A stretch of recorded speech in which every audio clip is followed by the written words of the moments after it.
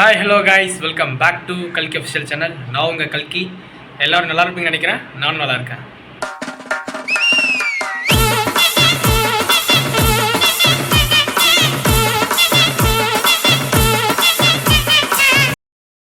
இந்த வீடியோவில் அதாவது எக்ஸாமில் என்னென்ன சோதனைலாம் நடக்கும், அந்த சோதனையெல்லாம் தாண்டியும் நம்ம எப்படி அதில் சாதனை செய்கிறோம் அதை தான் நம்ம பார்க்க போகிறோம். பார்த்துடலாம் வாங்க. வீடியோட குவாலிட்டி கொஞ்சம் அப்படி இப்படி தான் இருக்கும். வீடியோவும் கொஞ்சம் ஆட செய்யும். அதெல்லாம் பொருட்படுத்தாமல் வீடியோவை பார்த்துக்கணும். ஒரு பொய்க்காவது புத்தகத்தை படுறா போடா, ஒரு பொய்க்காவது வச்சிடுறா, மன சாந்தியாக எனக்கு ஆகும்டா. ஒரு பொய்க்காவது புத்தகத்தை எடுத்து படிடான்னு சொல்லிட்டு நம்ம அப்பா வந்து நம்மள்கிட்ட சொல்லுவார். நம்ம ஆனால் அதை கேட்குறதே கிடையாதுல்ல. இன்னைக்கு நம்ம அப்பா பேசிக்கிட்டு இருக்கோம், புதுசாக கேட்க போகிறான். சார், இதுல எனக்கு எதுவுமே தெரியல. வேற क्वेश्चन பேப்பர் இருக்கா சார்? Shut up. அதாவது எக்ஸாம் ஹாலில் அப்படி தான் இருக்கும். நமக்கு வந்து எதுவுமே தெரிஞ்சிருக்காது. நம்ம பிளாங்காக போய் உட்காந்துருப்போம். கொஸ்டின் பேப்பர் வரும், அதை திறந்து பார்த்து வர மாதிரி தான் தெரியும். இது இப்படிலாம் ஒரு கொஸ்டின் இருக்கானே நம்மளுக்கு அப்போ தான் தெரியும். அப்போ நம்ம மைண்ட் செட் அப்படி தான் இருக்கும். வேறு ஏதாவது கொஸ்டின் பேப்பர் கிடச்சா நல்லா இருக்குமே. ஆனால் அதையும் எழுத மாட்டோம், அது வேறு விஷயம்.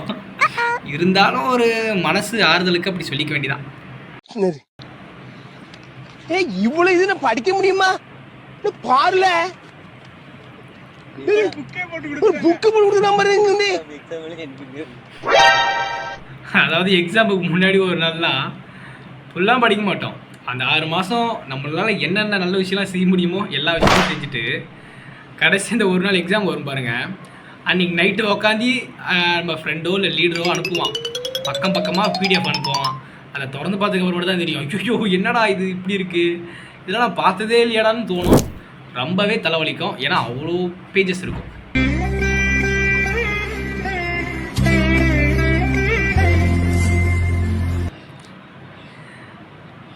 என் கூட வந்த ஃப்ரெண்ட்ஸ் எல்லாமே அவன் சொல்லுவான், நான் 28 பக்கம் எழுதிட்டேன், நான் 30 பேஜ் எழுதிட்டேன்டா அப்படின்னு சொல்லுவான். சொல்லும் போதெல்லாம் சிரிச்சுக்கிட்டே வருவேன். ஆனால் மனசுக்குள்ளே தான் ரொம்பவும் கஷ்டமாக இருக்கும். ஏன்னா நான் எழுதுன தினமும் 5 பக்கம் தான் இருக்கும். அந்த 5 பக்கத்தில் பாஸ் ஆகனா ஃபெயில் ஆகனா கன்ஃபார்மாக ஏதோ தெரியாது. பட் ஆனால் ஏதோ ஒன்று மனசு கஷ்டப்படுத்திக்கிட்டே இருக்கும். அந்த 5 பக்கம் என் நேரமும் மனசு உறுத்துமே. அப்படி இருந்தும் எப்படா நீங்களாம் 30 பேஜ் எழுதுறீங்க, எப்படா 40 பேஜ் எழுதுறீங்க, எப்படா அடிஷ்னல்லாம் வாங்குறீங்கன்னு கேட்டிங்கன்னா அந்த வீடியோ இப்போ பாருங்களேன். அப்புறம் எதை வச்சு தான் பேசிக்கிறீங்க? நீ இப்போ நீ தான் டாபிக் சொல்லி பேசுறேன். நான் போட்டிருக்கேன் சிவப்பு டிஷர்ட். சிவப்பு டிஷர்ட்டு, இவர் போட்டிருக்கிற டிஷர்ட்டோட கலர் என்ன பார்த்தீங்கன்னா அது வந்து ஒரு நல்ல கலரு, பிளைனா போட பாதி அப்படிங்கிறத வச்சு சிவப்பு டிஷர்ட்டுங்கிறதே 20 நிமிஷம் பேசுவீங்க நீங்க. அவ்வளோதான். இப்படிதான் சிவப்பு டிஷர்ட்னு ஆரம்பித்தாலே நம்மால் ஆர்சிபியிலேருந்து கோயில் மாதிரி ஊற்றுற ஓம் சக்தியிலேருந்து எல்லாத்தையும் ஏற்றுருவாங்க. அப்படி தான் ஏதாவது ஒன்று நம்ம ஆரம்பித்து விட்டு அதை எங்கெங்கேயோ கொண்டு போயிட்டு கடைசியில் மறுபடியும் அங்கேயே இடத்துல வந்து கொண்டு வர்றது தான் அந்த ஃபீலிங்ஸ் பண்ணுறவங்களோட வேலை.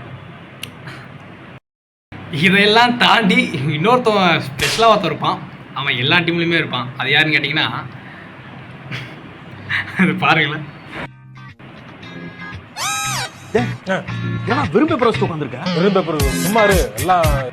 சும்மா இரு, எங்களுக்கு எதுவும் தெரியாது. அது சில பேர் இருப்பாங்க. என் ஃப்ரெண்ட்ஸும் நானே கூட இருக்கேன். கடவுளே, எவ்வளவு அரியர் வந்தாலும் அது தாங்குற சக்தியும் புத்தியும் எனக்கு கொடு. ஆக்சுவலாக இது வந்து இன்னொரு கேரக்டர். இந்த கேரக்டர் எப்படின்னா எவ்வளோ வேணால் அரியர் வைப்பாங்க. இவனை மாதிரி அரியர் வைக்கிறவங்களாம் யாருமே கிடையாது. 48, 50 அப்படின்னு அரியர் போயிட்டே இருக்கும். இவனோட பிரச்சனை என்னன்னா எங்கே பாஸ் ஆகிடுமோன்றதான் பெரிய பிரச்சனை. ஆனால் மற்றபடி எல்லாத்துலேயும் அரியர் வீந்துடும். அதுதான் உண்மை.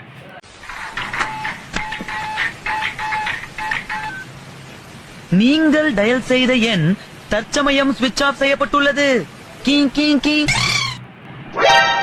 இதெல்லாம் இருக்கட்டும். இவ்வளோ ப்ரெஷரையும் தாண்டி ஒரு பெரிய பூகம்பத்தை வந்து நம்ம வந்து பார்க்கணுன்னா அது நம்ம சொந்தக்காரங்களாக தான் இருப்பாங்க. வேற ஒன்றும் இல்லை. எக்ஸாம்லாம் எப்படியா இருந்தாலும் கஷ்டப்பட்டு அடித்து பிடிச்சி நம்ம எழுதிடுவோம். அந்த கடைசி நேரத்தில் ரிசல்ட் வர நேரத்திலலாம் ஃபோன் பண்ணி நம்மளை டார்ச்சர் பண்ணுவாங்க. பாஸா ஃபெயிலான்னு. அது நம்ம மேலே இருக்கிற அக்கறையிலையா இல்லை காண்டிலையான்னு தெரியல. ஸோ எது வந்தாலும் பரவாயில்ல. என்னோடய சொந்தங்களுக்கு நான் சொல்ல வேண்டிய ஒரு விஷயம் என்னென்னா, வெற்றியோ தோல்வியோ ஜெயிக்கும் போது கொண்டாடணும், தோக்கும் போது அதை விட பெருசாகவே கொண்டாடணும். ஏன்னா அடுத்த வெற்றிக்கான பெரிய ஒரு படியாக இருக்கும். ஓகே, ஃபெயில் ஆனாலும் பார்த்துக்கலாம், பாஸ் ஆனாலும் பார்த்துக்கலாம். எல்லாம் பாசிட்டிவாக இருங்க. யாரும் வந்து பயந்துக்கிட்டு ஃபெயில் ஆகிட்டோமோ அப்படின்லாம் பயப்பட வேண்டாம். இதை விட இன்னொரு விஷயம் என்னென்னா, 100க்கு 99 மார்க் எடுத்துட்டா ஃபெயில் கஷ்டப்படுறது அப்படிலாம் கிடையாது. பாஸோ ஃபெயிலோ பார்த்துக்கலாம். ஓகே, சரி, ஓகே, அடுத்த வீடியோவில் பார்க்கலாம். பாய்.